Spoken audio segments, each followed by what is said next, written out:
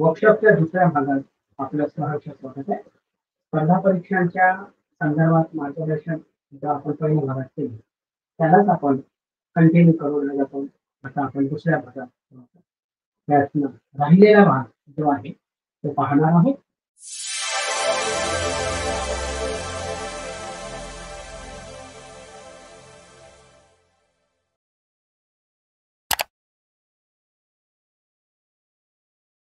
एक राज्यशास्त्र ज्याला आपण म्हणतो पॉलिटी, इंडियन पॉलिटी. तर इंडियन पॉलिटीचा अभ्यास करताना सिंधू संस्कृतीपासून हळूहळू हळूहळू उत्पत्ती कशी होत गेली इथपासून आपल्याला तो अभ्यास करायचा आहे. सिंधू संस्कृती असो, नागरी संस्कृती जी होती, त्यानंतर आर्य संस्कृती आली. आर्य संस्कृती नंतर हळूहळू आपल्याला असं दिसतं शिवाजी महाराजांनी जे रयतेचं राज्य निर्माण केलं तिथे त्यांनी कोणते कायदे केलेले, कोणते आदेश दिलेले आहेत महाराष्ट्राच्या संदर्भामध्ये, आणि तिथून शिवाजी महाराजांनी रयतेचं राज्य कसं निर्माण केलं आणि मग शंभू महाराजांनी कसं वाढवलं रयतेच्या राज्याला, त्याच्यात अजून सुसूत्रता कशी आणली हे आपल्याला पाहावं लागेल. नंतर पेशवे आणि त्यानंतर मराठ्यांनी जे राज्य निर्माण केलं तर त्यांनी संपूर्ण भारतामध्ये कशी राज्यव्यवस्था केली ते आपल्याला पाहावं लागेल. आणि मग आधुनिक भारताच्या इतिहासाच्या संदर्भामध्ये इंग्रज आल्यानंतर इथे कायदे व्यवस्था कशी झाली, म्हणजे इव्हन 1758चा कायदा, 1733चा कायदा, नंतर 1780, असे 1833, 1858 असे वेगवेगळे कायदे मग त्यांनी करत गेले. त्या कायद्याच्या माध्यमातून म्हणजे जे कायदे किंवा इंग्रजांनी केलेले जे कायदे आहेत किंवा शिवाजी महाराजांनी किंवा इतर मोगल राज्यांनी किंवा टिपू सुलतान यांनी केलेले जे कायदे आहेत ना, त्या कायद्यांचा मागोवा सुद्धा आपल्याला या जे कायदे व्यवस्था आहे त्याच्यामध्ये केलेला आपल्याला दिसून येतो. म्हणजे तो रिपीट अभ्यास आपल्याला तिथे दिसतो. म्हणजे इतिहासामध्ये जे कराल त्याच कायद्यांची परंपरा तुम्हाला या विषयामध्ये सुद्धा करेल. आणि मग तिथे थोडंसं आपल्याला 1935, 1919, 1902, 1909, 1919, 1935 आणि 1947चा जो कायदा, म्हणजे संपूर्ण जी ही आहे कायद्यांची परंपरा आहे ते त्याचा आपल्याला अभ्यास करायचा आहे. आणि मग 1935च्या कायद्यानंतर हळूहळू भारतामध्ये जे बदल होत गेले आणि ते बदल होत असताना स्वातंत्र्य चळवळ जी होती त्याचे परिणाम त्या कायद्यांवर होताना काय झाले याचा सुद्धा आपल्याला मागोवा घेणं आवश्यक आहे. आणि नंतर आपण पाहतो की परमपूज्य डॉक्टर बाबासाहेब आंबेडकर यांच्या अध्यक्षतेखाली जे संविधान निर्मिती झाली तर ती संविधान निर्मितीची संपूर्ण रचना आणि कार्यकाळ ते प्रत्येक सेक्शन कसं तयार झालं याचा सुद्धा म्हणजे संविधान निर्मितीचा अभ्यास करणं अतिशय आपल्याला आवश्यक आहे, जेणेकरून आपल्याला समोर भारतामध्ये कायदे व्यवस्था कशी प्रचलित झाली किंवा जशी निर्माण झाली आणि निर्माण होऊन मग त्याचा कसा विकास होत गेला याचा सुद्धा आपल्याला इथे मागोवा घेता येईल आणि त्या अनुषंगाने आपल्याला अभ्यास करता येईल. म्हणजे आपण जेव्हा पाहतो म्हणजे संविधान निर्मितीचा जो भाग आहे तो अतिशय महत्वाचा भाग आहे. आणि या संविधान निर्मितीच्या भागानंतर तुम्हाला संपूर्ण संविधानातील महत्वाची कलमे माहीत असणं अतिशय आवश्यक आहे. आणि फक्त कलमे माहीत असणं आवश्यक नाही तर त्या कलमांच्या निर्मितीमागे काय इतिहास आहे, पार्श्वभूमी काय आहे याचा सुद्धा आपल्याला तिथे अभ्यास करावा लागतो. म्हणजे 12 ते 35 जेव्हा आपण मूलभूत हक्क म्हणतो त्या मूलभूत हक्कांची निर्मिती कशी झाली, कोणत्या पद्धतीने झाली, काय डिबेट झाले संविधानाच्या संसदेमध्ये, त्यानंतर मूलभूत कर्तव्य जेव्हा आपण म्हणतो ते आहे आणि मार्गदर्शक तत्वे. म्हणजे जेव्हा आपण म्हणतो की बाबासाहेबांनी कलम 32ला राज्यघटनेचा आत्मा म्हटलेला आहे ते का म्हटलेलं आहे तर याचा आपल्याला अभ्यास करावा लागेल है ना. म्हणजे त्याच्यात काय आहे, रिट ऑफ मॅन्डेटमेंट आहे, वेगवेगळे आहेत 5 प्रकारचे है ना, रिट्स आहेत, आपण रिट्स टाकू शकतो, स्थानपद्धतीचं आहे, वेगवेगळे आहेत.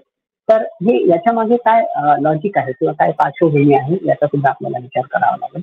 आणि मग महत्वाची कलमे म्हणजे न्यायव्यवस्थेची कलमे, पंतप्रधानांची कलमे, राष्ट्रपतींची कलमे कलम 52 पासून जे सुरू होतं 55 पर्यंत, त्यानंतर विधान परिषद, विधानमंडळ, विधानसभा, 169, 170, 171, 168 असे कलमे आपल्याला तोंडपाठ पाहिजे. कोणतं कलम कशासाठी आहे ह्या महत्वाच्या गोष्टी. जसं फॉर एक्झाम्पल आपण न्यायव्यवस्थेचं कलम आहे 124 है ना, तर 124, 125 म्हणजे आवश्यक आहे. सुप्रीम कोर्ट काय आहे, त्यानंतर तुमचं हायकोर्ट काय आहे 215 म्हणजे 124, 214, 125, 215 म्हणजे या पद्धतीने सुद्धा आहेत. असे टोटल 395 कलमांचा आपल्याला महत्वाच्या कलमाचा अभ्यास करायचा आहे. त्यानंतर अनुसूचित जाती जमातींचे प्रतिबंधात्मक कलम 17 आहे ना, मूलभूत हक्कांमध्ये त्याचा आपल्याला अभ्यास करायचा. स्वातंत्र्य, समता, बंधुत्व जे आपण म्हणतो, जो महाराष्ट्राचा वारसा आहे, जो तथागत बुद्धांपासून आपल्याला मिळालेला आहे. पंचशील जे आपण म्हणतो, हे पंचशीलच संपूर्ण तुमच्या संविधानामध्ये आढळून येतं, हे तुम्ही लक्षात घ्या. तर हे सगळं आपल्याला त्या माध्यमातून, म्हणजे ज्याने संविधान प्रॉपर पद्धतीने वाचलं किंवा अभ्यास केला तर त्याला लक्षात येईल की संपूर्ण पंचशिलाची तत्व त्याच्यामध्ये आपल्याला दिसून येतात. त्यासोबतच कशा कशा घटना दुरुस्त होत गेल्या आपल्या संविधानामध्ये काळानुरूप ज्या घटना अपेक्षित आहेत त्या आपल्या घटना करताना सुद्धा अपेक्षित होत्या, की काळानुरूप त्याच्यामध्ये बदल होतील आणि त्या घटना दुरुस्त्या कशा होत गेल्या, त्याच्यामध्ये काय पार्श्वभूमी आहे याचा सुद्धा आपल्याला इत्थंभूत अभ्यास करणे आवश्यक आहे. आणि हे करत असताना त्या घटना दुरुस्त्यांच्या मागेची पार्श्वभूमी आपल्याला लक्षात घेणे आवश्यक आहे. म्हणजे पहिली घटना दुरुस्ती 1950 मध्ये झाली नागरिकत्वाच्या संदर्भामध्ये.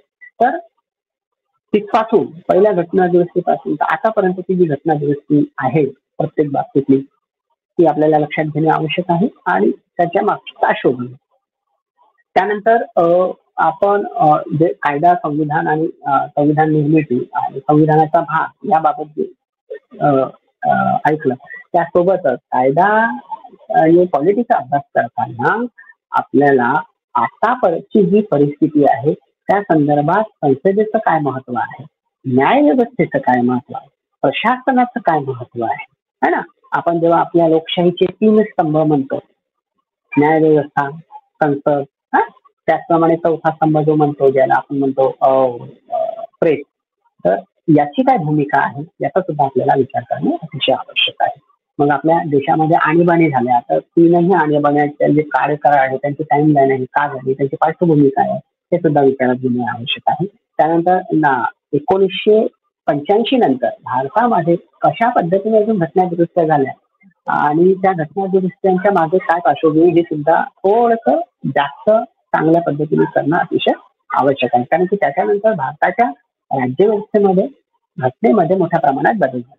पण संसदेपेक्षाही सर्वश्रेष्ठ संविधान आहे आणि संविधानातील प्रास्ताविकही सर्वश्रेष्ठ आहे. म्हणजे जिथे कुठे समजलं नाही, संविधानाच्या प्रास्ताविकाचा जो अर्थ आहे तो लावला जातो. तर ते समजून घेणं आवश्यक आहे. हा सगळा झाला प्रपंच आपल्या राज्य व्यवस्थेचा. त्यानंतर आपल्याला सामान्य विज्ञान, अंकगणित, बुद्धिमापन, म्हणजे सामान्य विज्ञान करत असताना मित्रांनो एकदम सिंपल आहे. 10वी पर्यंत जे सामान्य विज्ञान आहे ते आपल्याला प्रॉपर पद्धतीने करायचं आहे. म्हणजे 10वी पर्यंत जे शिकलो आपण सामान्य विज्ञानामध्ये तेच आहे, फक्त त्याला आपल्याला पाठाच्या दृष्टिकोनातून शिकायचं नाही आहे, तर ते आपल्याला एक कोर्स घेण्याच्या दृष्टिकोनातून शिकायचं आहे. म्हणजे प्रत्येक विषयाचा अभ्यास करताना तुम्हाला अकॅडमिकली अभ्यास करायचा नाहीये, तर आपल्यासोबत 4 ते 5 लाख लोक आहेत, त्यांना ओव्हरकम करून तो करायचा आहे. म्हणून तो किती डिटेल झाला पाहिजे, त्याचे कन्सेप्ट किती क्लिअर झाले पाहिजे, या अनुषंगाने तो अभ्यास आपल्याला करायचा. सामान्य विज्ञानाचा विचार करता आपण NCERTचे जे बुक्स आहेत 6वी 7वी 10वी पर्यंतचे ते वाचणं अपेक्षित आहे. इतिहासाचं सुद्धा NCERT वाचणं अपेक्षित आहे आणि भूगोलाचं सुद्धा आहे, सामाजिक विज्ञानाचं सुद्धा आहे. पण सायन्सचा अभ्यास करताना हे अतिशय आवश्यक आहे. सायन्सचा अभ्यास करताना आपण कन्सेप्ट तर वाचणे लक्षात घेणे आवश्यक, पण आपल्याला नियम विचारत नाही मित्रांनो, आपल्याला लॉज विचारत नाही, तर ते लॉ कुठे अप्लाय होतात, त्यांचं अप्लिकेशन आहे, म्हणजे अप्लाइड सायन्स आपल्याला विचारत असतात. म्हणजे आम्ही जेव्हा आतापर्यंतचा अनुभव आहे की ग्रामीण भागातील किंवा आपल्या शहरी भागातील सुद्धा ज्यांचं बॅकग्राऊंड सायन्स नाही आहे त्यांना थोडंसं सायन्स कठीण जातात. तर याच्यामध्ये काही म्हणजे खूप काळजी करण्यासारखं कारण नाही असं मला वाटतं. त्याचं रिझन असं आहे की 10वी पर्यंत आपण ते शिकलेलेच आहे, फक्त आपल्याला त्याला रिपिटेशन द्यायचं आहे, त्याचं अप्लाय कुठे होतो ते पाहायचं. म्हणजे जर आपण असा विचार करू की न्यूटनचा थर्ड लॉ ऑफ मोशन, त्याला म्हणतो आपण ऍक्शन अँड रिॲक्शन, तर त्याचा अप्लाय कुठं होता हे जर आपल्याला माहित असेल, की एक रॉकेट आहे त्याच्यामध्ये त्याचा अप्लाय होता, किंवा आपल्या दैनंदिन व्यवहारामध्ये, म्हणजे आपल्याला सायन्सचा अभ्यास अशा पद्धतीने करायचा आहे की आपल्या दैनंदिन व्यवहारामध्ये जिथे जिथे सायन्सचा उपयोग होतो त्या सगळ्या गोष्टी आपल्याला माहित पाहिजे. त्याच्या मागचं लॉजिक, त्याच्या मागचा नियम, त्याच्या मागचा कन्सेप्ट जर तुम्हाला माहित असेल तर आपल्याला ते अप्लाइड सायन्स किंवा सायन्स हे अतिशय सोपी जातात. म्हणजे जडत्वाचा नियम ज्याला आपण म्हणतो, मोमेंट ऑफ इनर्शिया किंवा झडपेचा सिद्धांत, है ना. म्हणजे सायन्स करताना तुम्हाला फक्त भौतिकशास्त्र करायचं नाहीये, रसायनशास्त्र करायचं नाहीये, ह्युमन बायोलॉजी करायचं नाहीये, बायोलॉजी करायचं नाहीये, बॉटनी करायचं नाहीये, म्हणजे जीवशास्त्रही करायचं नाहीये, है ना, झुलॉजीही करायचं. तर तुम्हाला हे सगळं करायचं तर आहेच, पण हे सगळं आपल्या अप्लाइड सायन्समध्ये कुठे कुठे यूज होतं त्या पद्धतीने करते. तुम्हाला ह्युमन बायोलॉजी करायची आहे. ह्युमन बायोलॉजी करत असताना तुम्हाला रोग कोणते आहे, ब्लड हे काय A B A B ABC या पद्धतीने न्यूट्रिएंट्स कोणते कोणते आहेत, है ना, त्या सगळं करायचं आहे. तुम्हाला तुमचा पिरियडिक टेबल आला पाहिजे. त्या महत्वाच्या गोष्टी लक्षात, मेटल्स कोणते, नॉन मेटल्स कोणते, हे 10वी पर्यंतच आहे मित्रांनो, हे आपल्याला करायचं आहे, हे बेसिक आहे, है ना. हे करायचं आहे. त्यानंतर तुम्हाला तुमची डायजेस्टिव्ह सिस्टीम जे मी म्हणतो, तुमची नर्वस सिस्टीम, नंतर बोन, बोन्सचे प्रकार, कुठला बोन्स कुठे असतो, त्यानंतर कार्डिओलॉजी सिस्टीम, हे जे 10वी पर्यंत आहे ना, ते प्रॉपर पद्धतीने आपल्याला कन्सेप्ट क्लिअर करून करायचं आहे.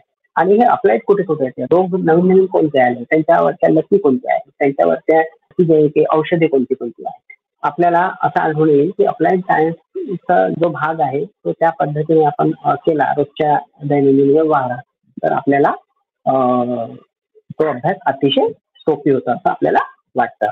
त्यानंतर अतिशय महत्वाचा विषय आहे करंट अफेअर्स. तर करंट अफेअर्सचा जेव्हा आपण विचार करतो तर असं वाटतं की मुलं काय करतात, एखादं बुक घेऊन येतात आणि वाचतात. पण करंट अफेअर्सचा अभ्यास तसा होत नाही. एक तर करंट अफेअर्सचा अभ्यास करताना तुम्हाला रोजच्या पेपरचं वाचन करणं आवश्यक आहे. पेपरचं वाचन करताना एक लोकसत्ता आणि एक इंडियन एक्सप्रेस हे 2 पेपर वाचणं अतिशय आवश्यक आहे. त्याच्यामध्ये 2 गोष्टी होतील मित्रांनो. एक तर तुमचा करंट अफेअर्सचा पाठ अतिशय चांगला होईल. दुसरी महत्वाची गोष्ट की तुमचं इंग्लिश आणि मराठी यांची वोकॅब आणि एसे कसा लिहायचा याचं तुम्हाला संपूर्ण ज्ञान येऊन जाईल.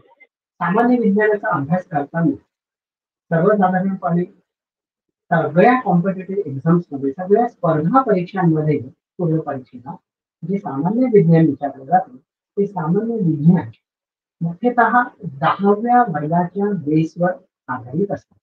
म्हणजे 10व्या वर्गापर्यंतचं जे सामान्य विज्ञान आहे ते सामान्य विज्ञान आपल्या संपूर्ण स्पर्धा परीक्षांच्या अभ्यासक्रमात समाविष्ट असतात. आता आपण 10वी पर्यंत जे सामान्य विज्ञान म्हणजे ज्याला आपण म्हणतो जनरल सायन्स केलेलं आहे ते आपण फक्त परीक्षेच्या दृष्टिकोनातून पास होण्यासाठी किंवा त्याच्यात मार्क्स मिळवण्यासाठी केलं. पण इथे जेव्हा आपण स्पर्धा परीक्षांचा अभ्यास सामान्य विज्ञानाच्या दृष्टिकोनातून करतो तर सामान्य विज्ञानाचा अभ्यास आपल्याला ॲज अ अप्लाइड सायन्स म्हणून करायचा आहे. म्हणजे कसं की जे काही आपण सामान्य विज्ञानामध्ये वाचतो म्हणजे त्यामध्ये भौतिकशास्त्र असतं, रसायनशास्त्र असतं, जीवशास्त्र असतं, ह्युमन बायोलॉजी असतो किंवा टेक्नॉलॉजी असते, इन्फॉर्मेशन अँड टेक्नॉलॉजी, हे सगळे जे सामान्य विज्ञानाचा जो पार्ट आहे तो पार्ट आपल्याला अप्लाइड सायन्स म्हणजे आपल्या दैनंदिन व्यवहारावर सामान्य विज्ञानाचा कसा उपयोग होतो, तो उपयोग करून आपण आपला कसा विकास करायचा, आपल्या रोगांचा कसा मॅनेजमेंट करायचा, प्रतिक्रिया कशी निर्माण होतात, त्यानंतर लशी कशा पोचल्या जातात, त्यानंतर त्याच्यावर फॉर एक्झाम्पल एखाद्या रोगावर औषधं कसं निर्माण करतात, अशा पद्धतीने आपल्याला ते प्रश्न टाकलेले जातात. आणि तसं भौतिकशास्त्र असे त्याचा विचार करतात. साबणाच्या फेस असेल, साबण बनवताना काय वापरलं, चुना बनवताना काय वापरलेलं आहे, मीठ बनवताना काय वापरलेलं आहे, काय कशाची उपयोगाची ज्याला आपण म्हणतो कॅटॅलिस्ट ते वापरलेलं आहे. अशा पद्धतीने दैनंदिन व्यवहारातला विज्ञान आपल्याकडून अपेक्षित असतं जेव्हा प्रश्नपत्रिका तयार होते. ती कोणत्याही स्पर्धा परीक्षेची का असेल. आणि अशाच पद्धतीने आपण 10वी पर्यंतची सिलेबस आणि 10वी पर्यंतची एनसीईआरटीची जी पुस्तके जर व्यवस्थित वाचन केली आणि व्यवस्थित त्यांचं डायग्रामनुसार किंवा आकृत्यानुसार त्याचा अभ्यास केला तर आपल्याला निश्चितच सामान्य विज्ञानामध्ये सुद्धा विषय चांगले मार्क्स आपल्याला स्पर्धा परीक्षांमध्ये मिळता येतात. त्याचबरोबर जी विज्ञानाची गृहीतके आहे, विज्ञानाची कन्सेप्ट आहे, सामान्य विज्ञानासंदर्भात जे लॉज आहेत ते लॉज आपल्याला दैनंदिन व्यवहारात कसे उपयोग करतात त्याचा उपयोग करून आपल्या जगात आणि भारताने कसा विकास केलेला आहे विज्ञानाच्या बाबतीत यावर जास्तीत जास्त प्रश्न विचारले जातात. आणि अशा पद्धतीने ते प्रश्न आपल्याकडून त्यांची उत्तरे अपेक्षित असतात आणि मग त्या पद्धतीने आपल्याला सामान्य विज्ञानाचे प्रश्न विचारले जातात. आता याच्यामध्ये नवीन पाठ जो आहे science and technology. Science and technology हा जो नवीन पाठ अंतर्भूत केलेला आहे तर हा भारताचं अवकाशातील जे काही योगदान आहे ते भारताचं इन्फॉर्मेशन टेक्नॉलॉजीमध्ये जे काही योगदान आहे ते आणि भारताचं कम्प्युटर क्षेत्रामध्ये जे काही योगदान आहे ते या संदर्भातील प्रश्न आपल्याला विचारले जातात. म्हणून या पद्धतीचं या बाबतीतला आपल्याला ज्ञान असणं आवश्यक आहे. याबद्दलची पुस्तके बाजारात भरपूर उपलब्ध आहेत. त्यामुळे आपण आपल्या स्वतःच्या नोट्स तयार करून किंवा त्या पुस्तकातील व्यवस्थित जे मॅटर आपल्याला आवश्यक आहे तो मॅटर घेऊन आपण त्याचा अभ्यास व्यवस्थितपणे करू शकतो. म्हणजे परंपरागत विज्ञानासोबतच सायन्स अँड टेक्नॉलॉजीमध्ये आपल्याला इन्फॉर्मेशन टेक्नॉलॉजी, आपल्याला अवकाश म्हणजे सायन्स स्पेस टेक्नॉलॉजी जो भारताचा विकसित भारताचा जो एक उद्देश आहे त्या संदर्भात सोबतच एन्व्हायरमेंटल शास्त्र पर्यावरण शास्त्र याचा सुद्धा आपल्याला तिथे अभ्यास करणं अपेक्षित आहे. म्हणजे हा सर्व विज्ञानाच्या संदर्भात संगोपन जर आपण अभ्यास केला तर आपल्याला विज्ञानात सुद्धा अतिशय चांगले मार्क्स मिळतात. नंतर आपला आहे करंट अफेअर्स. आता बघा करंट अफेअर्स जे चालू घडामोडी हा जो भाग आहे हा सगळे जे आपल्या आतापर्यंतचे विषय कव्हर केलेले आहे त्या अनुषंगानेच ते विचारला जातात. म्हणजे जर आपण असा विचार करू की भारताने 370 हे कलम रद्द केले. रद्द केव्हा केलेलं आहे ते आता केलेलं आहे. मग हा करंट अफेअर्सचा भाग झाला. पण याच्यामागे पार्श्वभूमी कोणती आहे? कुठून घेतलेला आहे? तर राज्यघटनेच्या या भागामधून घेतलेला आहे. हे कलम आहे आणि याच्यात या तरतुदी होत्या आणि म्हणून आता ते रद्द केलं. तर कोणतंही करंट अफेअर असो किंवा चालू घडामोडी असो ते त्या विषयाच्या संदर्भात आपल्याला ते प्रश्न त्यांच्याकडून अपेक्षित असतात आणि त्यांना आपल्याकडून उत्तरे अपेक्षित असतात. म्हणून त्या विषयाच्या अनुषंगाने आपल्याला करंट अफेअर्स किंवा चालू घडामोडी करणं अतिशय आवश्यक असतं. सोबतच स्पोर्ट्स आहे, सोबतच पुरस्कार आहे, काही नवीन काही गोष्टी घडलेल्या असतील, काही करंट मॅटर्स असतील, ज्वलंत उदाहरणे असतील, नवीन काही झालेले असतील सामाजिक याच्यात, राजकीय याच्यात, स्पोर्ट्समध्ये किंवा मग आपल्या वैद्यकीय क्षेत्रात, अजून कोणत्या क्षेत्रात, हे सगळे जे इश्यूज आहेत ते इश्यूज त्या विषयाच्या माध्यमातून जर आपण कव्हर करत गेले तर आपलं करंट अफेअर्स सुद्धा अतिशय चांगल्या पद्धतीने येऊ शकतो. याच्यामध्ये सुद्धा आपण पैकीच्या पैकी मार्क्स आपण त्याच्यामध्ये घेऊ शकतो. सोबतच करंट अफेअर्सचा अभ्यास करताना अजून एक गोष्ट लक्षात घेणं आवश्यक आहे की आपण विषयानुवृत्ती याला करंट अफेअर्स मध्ये कन्वर्ट केलंच पाहिजे. पण सोबत ज्या ज्या नवीन घटना घडलेल्या आहेत मागच्या 6 महिन्यात किंवा मागच्या 1 वर्षात त्या नवीन घटनांच्या सकारात्मक घटनांचा अभ्यास आपल्याला करायचा. नकारात्मक घटना कधीही पेपरमध्ये विचारल्या जात नाही ही गोष्ट लक्षात ठेवून विद्यार्थी मित्रांनो. नकारात्मक घटना कधीही विचारल्या जात नाही. सकारात्मक गोष्टी ज्या ज्या घडल्या त्या सकारात्मक गोष्टींचा भारताच्या समाज जीवनावर विकासावर काय परिणाम झाला या संदर्भात या सगळ्या चालू घडामोडींचा उहापोह केला जातो त्यावर प्रश्न विचारला म्हणून आपण त्या अनुषंगाने त्या वेळी अभ्यास करणे आवश्यक. नंतरचा जो घटक आहे जो घटक आपल्या स्पर्धा परीक्षेच्या दृष्टिकोनातून अतिशय आवश्यक आहे त्यामध्ये एक अंकगणित ज्याला आपण म्हणतो अरिथमेटिक आणि दुसरा आहे बुद्धिमत्ता चाचणी म्हणजे रिझनिंग एबिलिटी आणि ऍप्टिट्यूड. तर अंकगणित मध्ये 10वी पर्यंतचा जो तुमचं बेरीज वजाबाकी गुणाकार भागाकार सूत्रे छोटे छोटे जे रोजच्या व्यवहाराचे त्याच्यामध्ये आपल्याला कामच पडतात अशा पद्धतीचे अभ्यास केले. अंकगणित आणि रिझनिंगचे कसं एबीसीडीची series 1 to 27 odd numbers, even numbers, natural numbers, prime numbers असे वेगवेगळ्या पद्धतीने त्या रिझनिंग अबिलिटीमध्ये आकृत्या clockwise, anti clockwise, त्यानंतर त्यांचे पॅटर्न्स वेगळे वेगळे ह्या अशा पद्धतीने आपल्याला विचारल्या जातात की इथे आपल्या बुद्धीचा कस असतो आणि म्हणून अरिथमॅटिक आणि बुद्धिमत्ता चाचणी यासाठी रोजची प्रॅक्टिस आवश्यक. रोज जर आपण एक एक तास याला दिलं तर याच्यामध्ये आपली प्रॅक्टिस चांगल्या पद्धतीने होते. सोबतच टाइम आणि ॲक्युरेसी म्हणजे तुमची अॅक्युरेसी पण आली पाहिजे आणि तुमचं टाइम मॅनेजमेंट पण झालं पाहिजे. तर या गोष्टी जर आपल्याला आत्मसात करायच्या आहेत म्हणजे अंकगणित, अरिथमेटिक आणि रिझनिंग अबिलिटी ऍप्टिट्यूड त्याच्यामध्ये जर आपल्याला चांगले मार्क घ्यायचे आहेत तेही विथ अॅक्युरेसी, कारण की निगेटिव्ह मार्किंग सगळ्याच एक्झाममध्ये विथ अॅक्युरेसी जर घ्यायचं आहे तर याच्यासाठी आपल्याला रोज एक एक तासाची प्रॅक्टिस असणं अतिशय आवश्यक आहे. म्हणजे सारासार जर विचार करतो म्हटलं तर अंकगणित आणि रिझनिंग अबिलिटीला जितकी जास्त प्रॅक्टिस कराल, जितकी विथ अॅक्युरेसी प्रॅक्टिस कराल, तेवढेच तुमचे मार्क्स तिथे स्कोर होतील, तेवढीच तुमचं टाइम मॅनेजमेंटच्या पेपरमध्ये होईल.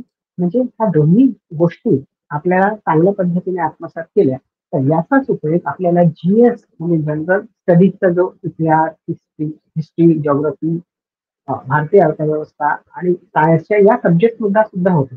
कारण इथे जितकी जास्त अॅक्युरेसी आणि जितकी जास्त टायमिंग तुम्ही बाउंड कराल, जितकं जास्त टायमिंग तुम्ही घ्याल, त्या पद्धतीने तुमची निर्णय क्षमतेचा कस हा त्या जनरल स्टडीजच्या अभ्यासामध्ये सुद्धा तुम्हाला कामात पडतो. म्हणजे इकडचा अभ्यास तिकडे कामात पडतो, इकडचं डिसिजन मेकिंग सुद्धा तुम्हाला जनरल स्टडीजच्या अभ्यासामध्ये कामात पडू शकतो. आणि त्याच आधारावर आपला जनरल स्टडीजचा अभ्यास आणि आपला अरिथमॅटिक आणि रिझनिंगचा अभ्यास होणं अपेक्षित आहे. म्हणजे याचा अर्थ असा की जितकं महत्वाचं जनरल स्टडीज आहे तेवढंच महत्वाचं अरिथमॅटिक आणि रिझनिंग सुद्धा आहे, कारण हा एकमेकांना पूरक आहे. रिझनिंग म्हणजे तुम्ही डिसिजन मेकिंग पॅटर्न्स वगैरे सगळ्या ज्या गोष्टी आयटी लेवल जिथे असतो ते आयटी लेवलचा पद्धतीने तुम्हाला त्याच्यामध्ये आपल्यामध्ये वाढ करता येते, तुमचं आयटी लेवल वाढवता येतो. म्हणजे तुमचा इंटेलिजन्स क्वेश्चन तो वाढतो, अरिथमॅटिक आणि रिझनिंग वाढत असतो, हे लक्षात ठेवायचं. आणि हा आयक्यू तुमचा वाढला तर हा आयक्यू तुमच्या कामात येतो तुमच्या जनरल स्टडीजच्या अभ्यासामध्ये. नंतर अतिशय महत्वाचा जो पार्ट आहे तो लँग्वेजचा पार्ट आहे, भाषेच्या संदर्भात. म्हणजे कोणत्याही स्पर्धा परीक्षेचा अभ्यास करताना म्हणजे सेंट्रलाइज परीक्षा असो की स्टेटच्या परीक्षा, स्टेटच्या परीक्षा असेल तुम्हाला इंग्लिश आणि मराठी या लँग्वेज कंपल्सरी याचा अभ्यास करावा लागतो. आणि सेंट्रलच्या परीक्षा असतील तर इंग्लिश आणि हिंदी याचा अभ्यास करावा लागतो. सुदैवाने मराठी आणि हिंदी या दोन्ही देवनागरी भाषा असल्यामुळे या दोघांचंही जे व्याकरण आहे ते जवळपास सारखं आहे असं म्हणायला काही हरकत नाही. शब्दकोश जे आहे मराठीचा वेगळा आणि हिंदीचा वेगळा हा थोडासा आपल्याला डिफरन्स करावा. पण कोणत्याही परीक्षेचा जर आपण विचार केला तर इंग्लिश या भाषेला अतिशय महत्व प्राप्त झालेलं आहे. कारण प्री असो म्हणजे पूर्व परीक्षा असो की मेन्स परीक्षा असो, तुमचं सगळ्यात महत्वाचा जो पार्ट असतो ते इंग्लिश भाषे समजणं. 10वी पर्यंतचा जो आपण व्याकरण केलेलं आहे, ग्रामर केलेलं आहे, तोच आपल्याला आता पुन्हा करायचा आहे, पण तो चांगल्या पद्धतीने करायचा. पास व्हायच्या दृष्टिकोनातून नाही तर पोस्ट घ्यायच्या दृष्टिकोनातून करायचा आहे. आणि म्हणून त्याच्या व्याकरणाचे जे भाग आहे इंग्लिशचे ते करायचे आहे. सोबतच तुमचा अँटोनिम करायचं आहे चांगल्या पद्धतीने, तुमचं सिनोनिम करायचं आहे, तुमचं वन वर्ड सबस्टिट्यूशन खूप चांगल्या पद्धतीने झालं पाहिजे, तुमचं वोकॅब खूप छान झालं पाहिजे.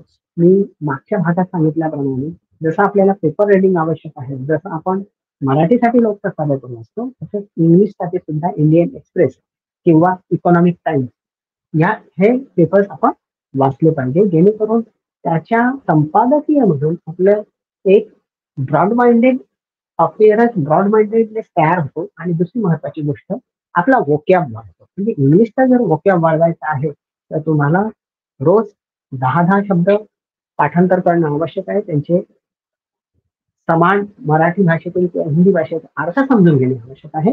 आणि त्यासोबतच तुमचं सेंटेन्स फॉर्मेशन, सेंटेन्स स्ट्रक्चर कशा पद्धतीने तयार होईल ते आपल्याला त्या व्याकरणाच्या दृष्टिकोनातून आणि सोबतच त्या पेपरमध्ये एडिटोरियल वाचून आपल्याला ते साध्य करता येऊ शकतं. इंग्लिश भाषेत कोणत्याही परीक्षेच्या याच्यामध्ये इंग्लिश भाषा ही स्कोरिंग भाषा असते. म्हणजे जेवढं चांगलं तुम्ही इंग्लिश कराल तेवढे तुम्ही पोस्ट आधी कधी जवळ जात. मराठीत तर जातच असता पण इंग्लिशमध्ये सुद्धा जात असतात. म्हणून तुम्ही कोणत्याही पोस्टवर चढले, कोणत्याही पोस्टवर गेले तर तुम्हाला इंग्लिश भाषा ही भाषा एक माध्यम भाषा म्हणून गणल्या जाते किंवा मॅक्झिमम याच्यामध्ये मराठी सोबतच इंग्लिश आणि हिंदी सोबत इंग्लिश बायलिंग्वल भाषेचा वापर केला जातो. म्हणून इंग्लिश भाषा येणं हे तितकंच महत्वाचं आहे, तिला आत्मसात करणं पण तितकंच महत्वाचं आहे.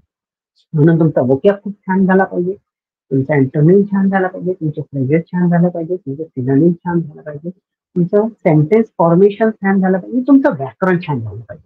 या गोष्टी जर आपण आत्मसात करू शकलो तर इंग्लिशच्या प्रश्नांमध्ये सुद्धा आपण वेळ न गमावता चांगले उत्तरं देऊन त्याच्यामध्ये ॲक्युरेसी निर्माण करू शकतो.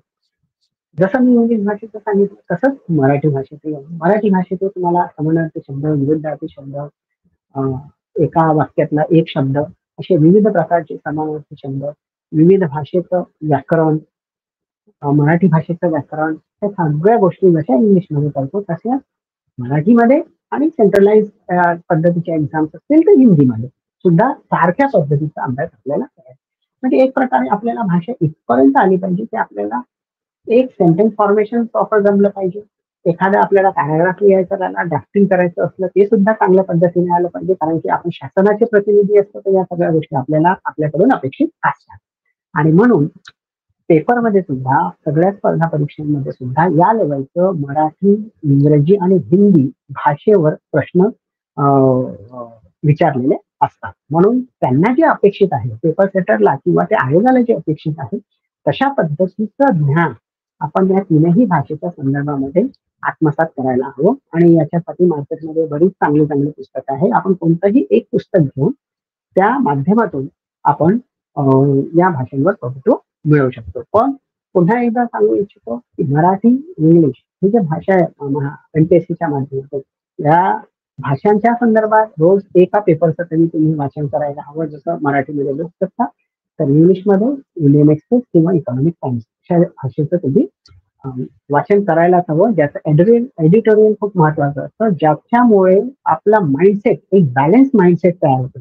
म्हणजे आपण खूप रॅडिकली होत नाही आणि खूप ज्याला आपण म्हणतो खूप डाऊन टू अर्थ ज्याला म्हणतात ते पण होत नाही. आपण बॅलन्स राहतो. हे बॅलन्स करण्याचं काम हे पेपर वाचण्यातून होत असतं.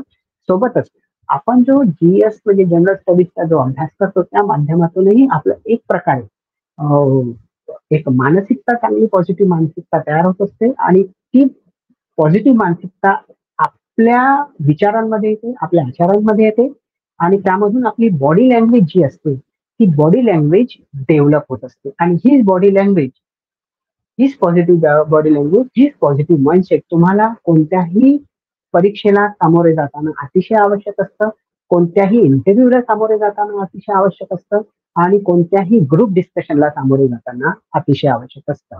म्हणजे या संपूर्ण अभ्यासातून आपलं एक प्रकारचं जे माइंडसेट तयार होतं तर आपलं विविधांगी माइंडसेट तयार होत असतं. म्हणजे एकदम पॉझिटिव्ह माइंडसेट तयार होत असतं, ज्याच्यामुळे आपला आपण जे म्हणतो ना पर्सनॅलिटी डेव्हलपमेंट, तर ते पर्सनॅलिटी डेव्हलपमेंट नक्कीच या माध्यमातून चांगल्या पद्धतीने आपलं तयार होते. त्याचा उपयोग आपल्याला प्रत्येक एक्झाम्सला, प्रत्येक ग्रुप डिस्कशनला, प्रत्येक इंटरव्ह्यूला कामात पडत असतो मित्रांनो.